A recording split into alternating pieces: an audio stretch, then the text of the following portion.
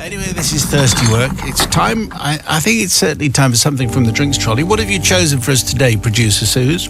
I was going to guess 2. Yeah, I think you're right. But then you are the producer of the show. That is true. Yeah. Very true. I've gone for a very lovely, bright, citrusy pale ale today. Very sunshine spring vibes, called Kaleidoscope. Really lovely. 4.2%, but they also do a 0.5 alcohol-free version of the same beer as very well. Good. So that's work-friendly then.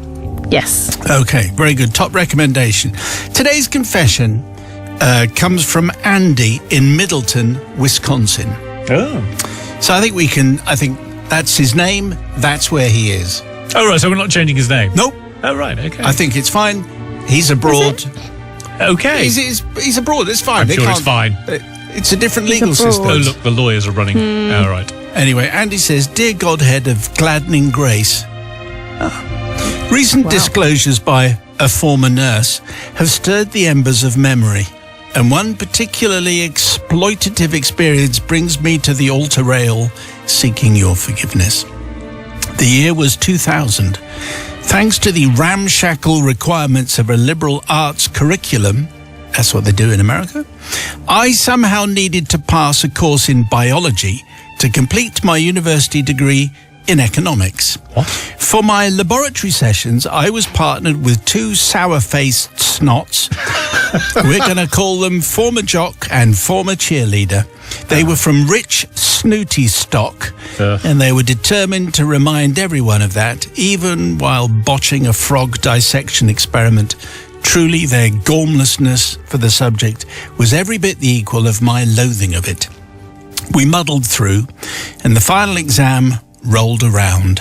The instructor was a kindly old woman called Mrs. Trunchbull, who turns up again. Again, wow. And as she passed out the test packet to the 144 students, yes, Wowza. 144, a sum that features later in this tale, she gave a curious instruction. This is it. If preferred, students are allowed to work on the exam with classmates. Wow. She promptly exited, like our previous Miss Trunchbull, the nurse instructor. Oh, she's never learned, has she? And students started whispering, slowly wising up to this design flaw in the process. Being an economics student, I was a fish out of water. I was in this course solely out of requirement. I hate biology. The only 2 people in the hall I recognised were former jock and former cheerleader, seated together across the way. I made eye contact with former jock and attempted a gesture that meant, should we get together? But probably translated as, he has an otter in his shirt. whatever that looks like. Yeah, I know exactly what he means. Yeah. He stared at me for a moment, then another, and then looked away. I watched as he hooked former cheerleader's arm and led her up the stairs to a table in the hallway where they would complete the exam together without me, their cherished but not like us lab mate. Now, Father Simon, nothing gets the blood pumping like a good shunning. Fueled by a rage that would presage Matt's class warfare mojo, I was moving. I barged into the conversation next to me. Let's do this exam together, I said. I turned and grabbed another trio behind me. She said we can do it with classmates. So I had 8, then 10, then 15 students enlisted to take the exam with me. But I wasn't done. I moved so quickly that progress on the test itself was interfering with my recruiting activity.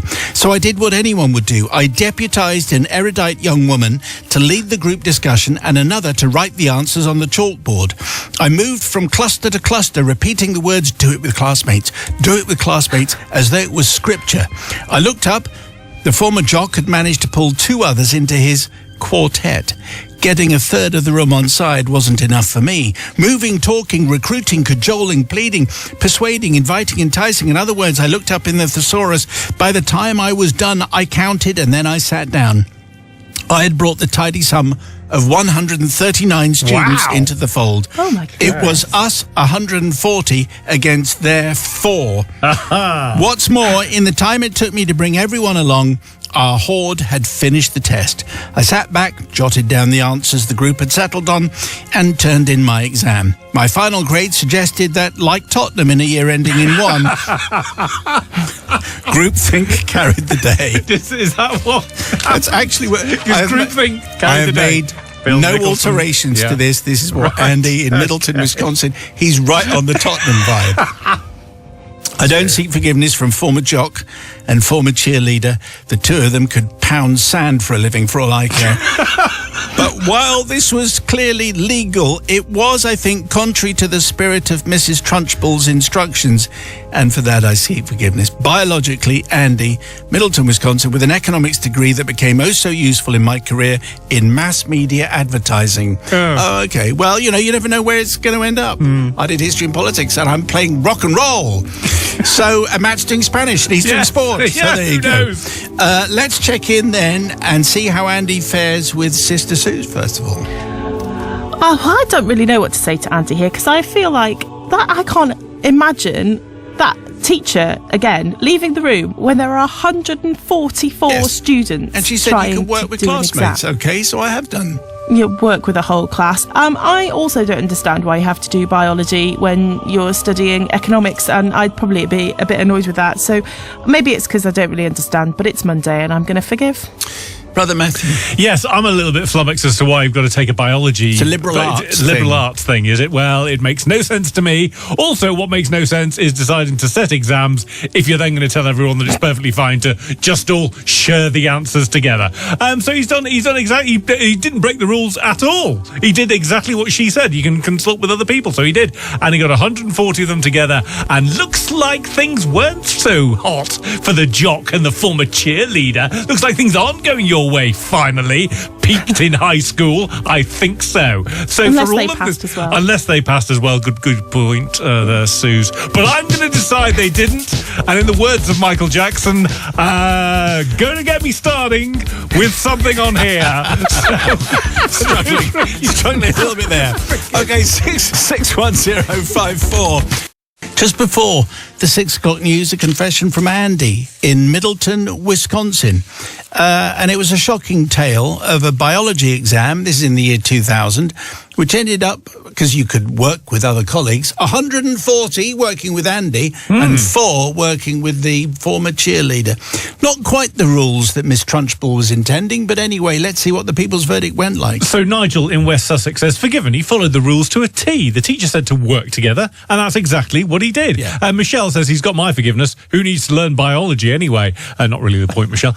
Ross says, forgiven. Back in my military days, we called this effective intelligence. Punch bowl, maybe Trunchbull, set the rules and he interpreted them effectively. Good man, he'll go far. Well, yes, he has, and he is now in mass media advertising. Yes, good for him. So well done. Absolutely. Thank you very much for all the verdicts. And if you have a confession, please send it to confessions@greatesthitsradio.co.uk. And it's confession time. Don't forget there is going to be a brand new podcast for you on Friday. And if you get your confession read out, then you get a smart speaker. But first of all, we get something off the drinks trolley, which Susie's actually able to perform today because she's with us in the studio. She's a very lovely thing. And what are we being served from the drinks trolley tonight? Well, I'm feeling like it's almost spring, so that means it's almost rosé season. So why not a nice glass of Mirabeau from Provence. I had a nice rosé there, dry, fruity, from the south of France. Very delicious. Very good. Matt, you'll love it. I'm sure. Yes, it is. Had first rosé at the weekend. The sun was out. It's a rosé thing. Yeah. Really? Come on, right. Matthew. Okay, yes, I'm sure that's great. Get with the I group. can't wait either. What do you know about Yeah, it? you clearly. don't. You nothing. It's a wonderful thing. Yeah. Today's confession, which I'm going to give it, I think we'll give it a PG certificate. Okay. Do not try any of the events that are going to happen in the next few moments. Oh dear. A confession which comes from Drusilla. Dear Simon and the Confessional Collective, after listening to the sisters' confession recently, it spurred me on to write mine.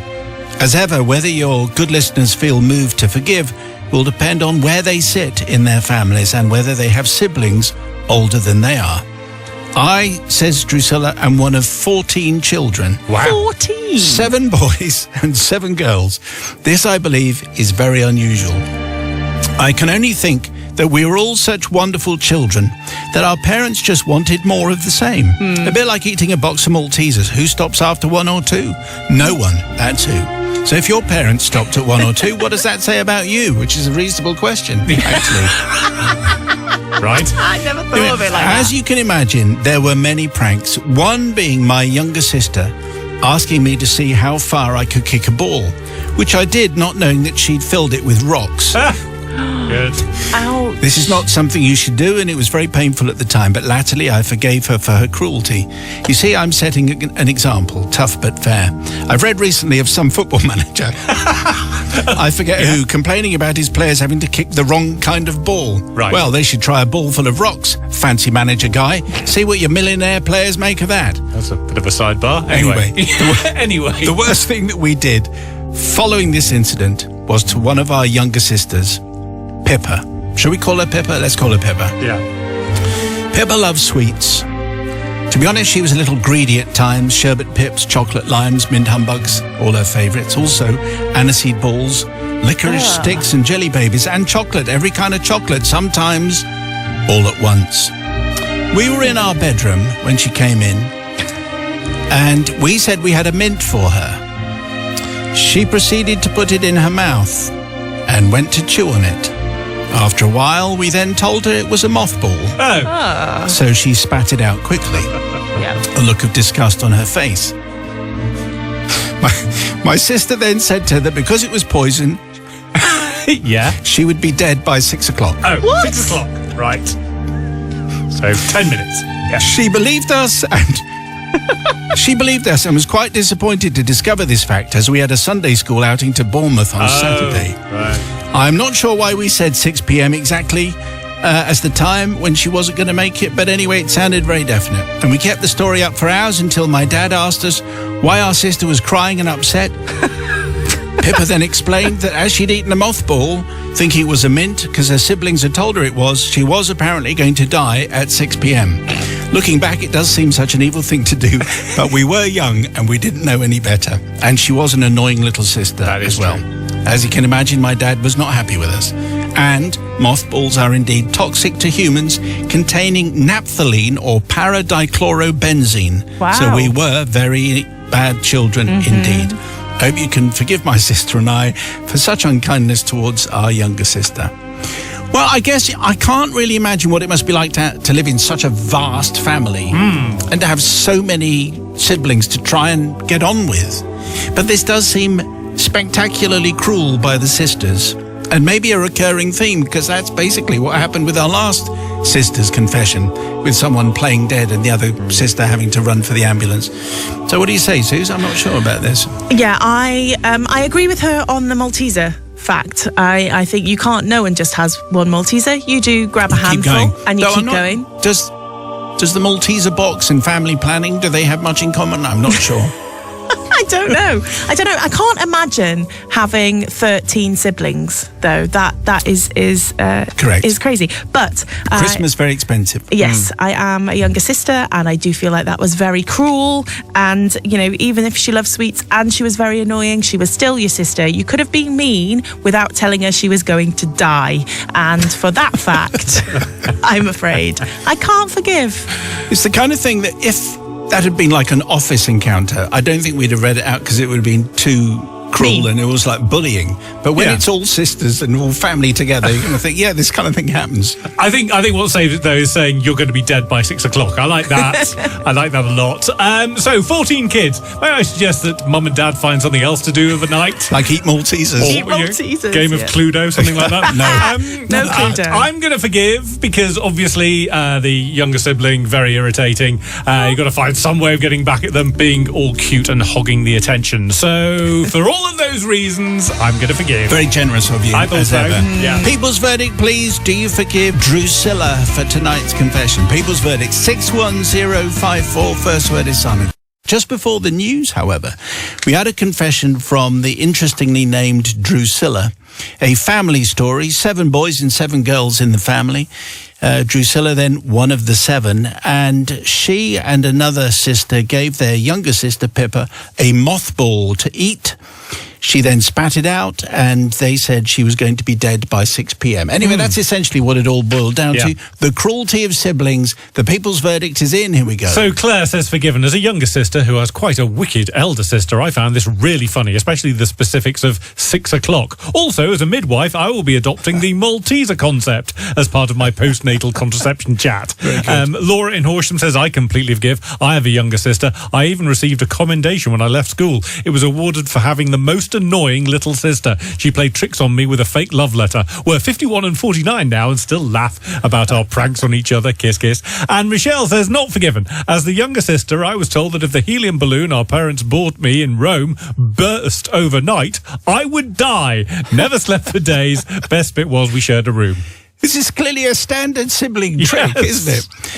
The threat of death. Anyway, very good. Thank you. Thank you for the verdicts and thank you for the confessions. And maybe you have one inspired by today's tale, in which case send it to confessions@greatesthitsradio.co.uk.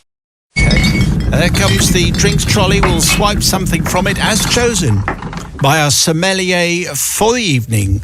That'll be young Suze. What have we selected today, Suze? Well, carrying on with drinks that taste very delicious in the sunshine, I've gone with a Thatcher's Blood Orange, which is a very nice tasty cider, but a fruity one.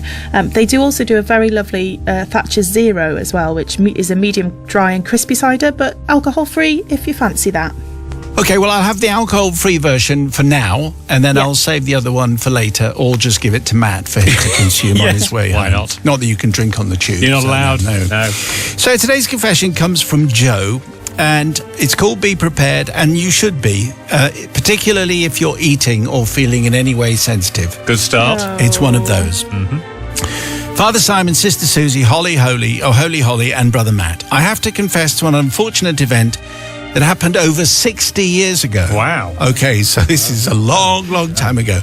An event that we are utterly ashamed of. And over the years, whenever we look back, brings tears to our eyes and a little bit of merriment. At 14 years old, we were off on an adventure to a scout camp located in the grounds of an old stately home in Gloucestershire. A 4-hour drive ferried by our scout leaders in their personal vehicles for a weekend of fun. We were travelling with Skip, recently returned from national service in Germany, where he had acquired his own personal transport, and a great time was had by all.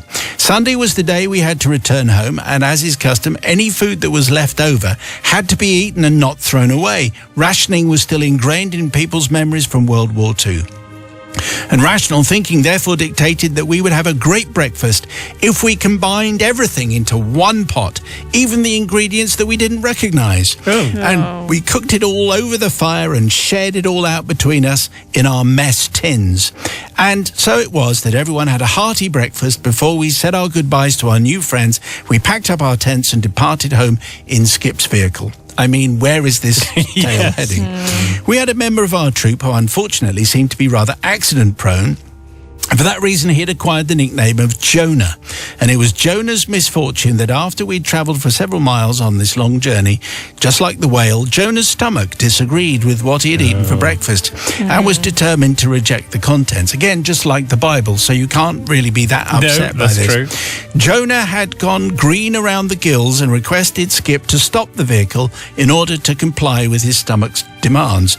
Unfortunately, Skip, being a man who was a stickler for the rules, declared that he was not allowed to stop as he was driving along a clear way which prohibits any stopping of vehicles. This is very true. I mean, you have to abide by the rules. Of course. Of the law. Yeah. Jonah's stomach was having none of this, so quick as a flash, time had passed, by the way, our patrol leader, John, grabbed Jonah's beret from his head and placed it under Jonah's chin, covering up his mouth and thereby saving us all from a fate worse than death. It was great thinking, so worthy of his leadership and the famous scout motto, be prepared. However, the fermentation process within Jonah's stomach... Oh, boy. No. Has to be said, the dubious breakfast ingredients... and that were now contained within his beret, created a pungent aroma that quickly made us all feel a little queasy. Something had to be done, and fast. different times. It was unanimously agreed that the Green Beret had to be ejected from the vehicle, and as Skip was reluctant to stop, we quickly sized up the situation and in true Scout fashion initiated a launch procedure worthy of any battle missile crew. Dave would act as navigator and choose the target area, open field or hedgerow. John would open the bomb door, i.e. the sliding side door, and Jonah would launch the offending projectile, the Green Beret, now the sickly Green Beret, through the door. So it all went to plan, almost. The target, the hedgerow, was chosen. John opened the bomb door and Jonah launched his breakfast projectile through the open door. Unfortunately, although the trajectory of the missile was spot on, it was a clean shot through the door, even for Jonah's standards. Both our pilot and our navigator, Skip and Dave, failed to inform us of the impending changing landscape, and we, the launch technicians, had failed to make allowances in our target calculation for the forward momentum of the launch vehicle. It is with great shame, therefore, that I have to reveal that the two elderly gentlemen who were sat on a roadside bench at the edge of the village and who were previously enjoying the quiet Sunday summer sunshine were subjected to a surprise attack in the form of an aerial bombardment of unprecedented biological warfare, landed squarely on the ground between them, bursting like a volcano and spilling its evil payload far and wide. I clearly remember the look of utter astonishment and horror on both their faces, and indeed ours, as the two gentlemen who'd clearly survived 2 world wars unscathed stared open-mouthed as Skip's V3 weapon launcher sped from the scene. The 2 old codgers watched our departure in disbelief as we sped away, with the 4 faces of the biological weapon system crew peering out of the back window, horrified at the devastation they had caused to a sleepy English village. So before I pass on from this mortal world, I'd like to confess to you, Father Simon, and publicly apologise to all those concerned, just in case I meet them in the next. To the 2 elderly gentlemen, to the entire residents of the sleepy village in Gloucestershire, to the 7th St Helens Nutgrove Methodist Scout Group, whose reputation we almost certainly did tarnish, nay ruin, and to Jonah, as we all quietly and quickly beat a tactical retreat and left him alone, having to try to explain to his mother why his ears no longer supported that green blob on top of his head that she had sacrificed her child allowance payment to buy him just a couple of weeks before. It was 2 sizes for him anyway, two sizes too big for him anyway, and so therefore it was a wise thing that we did, and obviously it was all in a good cause. I don't think Sister Susie is remotely impressed. Well, not really, Joe, because essentially there were nice words and everything, but those 2 poor men on the bench basically got sick in the face, didn't they? That's I wouldn't put it quite so boldly. And, No, that's true. I can't imagine what that must have been like, and they didn't deserve it. Also, maybe they bought the hat 2 sizes too big because he'd grow into it, so that isn't a reason to be sick in it and eject it from the car. So, for all of those reasons, I can't forgive. Brother Matthew. I mean, you have to say that the beret did do its job, didn't it? I mean, it managed to catch all of that, which is good news. But I am going to forgive, because really, it's the scout leaders that are to blame here for deciding to have this ridiculous idea. We're going to put all the food into one big mixture. Yes, that's and right. regardless of that, I mean, that's a recipe for disaster. And then we're going to take you all on a journey which will not stop at any point, because we're on a road where apparently you can't stop. So that doesn't seem like a good idea, and I believe the Eagles put it best on one of those nights when they said, "I choose to forgive." Okay, very good. People's verdict, please, 61054. Just before the news, we had a stomach-churning confession from Joe from 60 years ago, a story of some scouts not wanting to waste food, so they had one big final breakfast. Some of it ended up in Jonah's beret. That was fired out of a van, and it hit 2 old gentlemen who'd served nobly in 2 world wars. People's verdict, here we go. Not forgiven, says Rick in Southport. What a revolting confession. They threw a sick-filled beret out of the window. How horrendous for these poor old gentlemen sitting on a bench. Mandy in Bournemouth says, forgiven. If you've got to go, you've got to go. Why didn't the scout leader just pull over? Why didn't they have sick bags? I blame the system here. And John and Diane in Hull say, not forgiven. While we needed a laugh today, and this certainly provided it, as she said, that's Susie, the elderly gents didn't deserve that. That is very true. Thank you for the verdicts, and thank you for the confessions. Send yours, please, to confessions@greatesthitsradio.co.uk. Greatest Hits Radio, K546. Thirsty work this show, so time from the drinks, something for the drinks traditionally? Something summery, I imagine, maybe another rosé. I don't know. Where are we going? Suze, what are you choosing for us today? Well, I'm going back to things that are making a comeback, really. A table beer. So they used to be quite popular many years ago. 2.9% this one is, and hence it's called 2.9. So designed with mindful drinkers in mind. A nice beer that you could have for the evening. A session beer, a table beer. Why is it a table beer? Because if you are having a meal, you could have it at the table and drink it for a long period. Okay, and it's sort of relatively low alcohol. Okay, that's very good, very interesting. Thank you. We'll have one of those, but maybe a little bit later.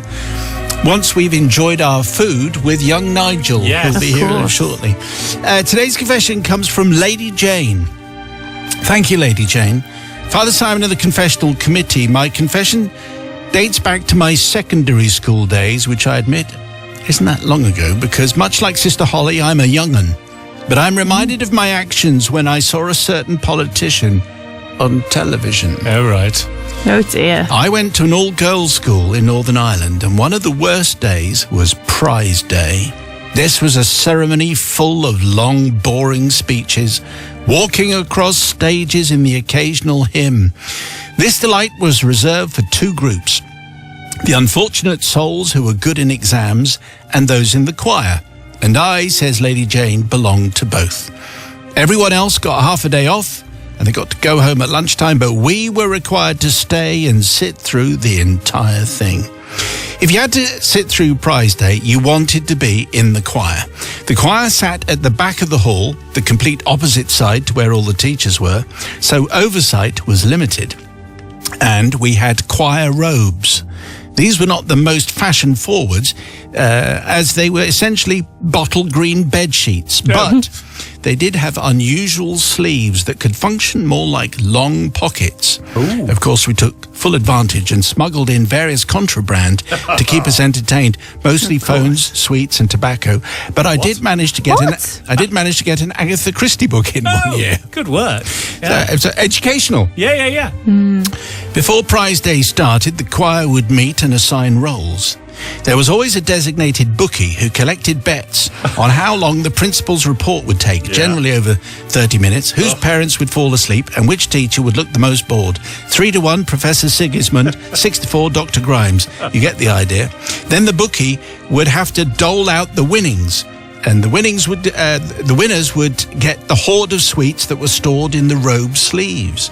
Also needed the timekeeper to time the speech, and lookouts to keep watch for rogue teachers or classroom assistants who were monitoring for illicit activity. And it was my role as a lookout that spurred this confession. One particular Prize Day, we would have a special guest speaker, a politician from a particular party. Okay. Because this is Northern Ireland, that tends to come with an extra layer of tension.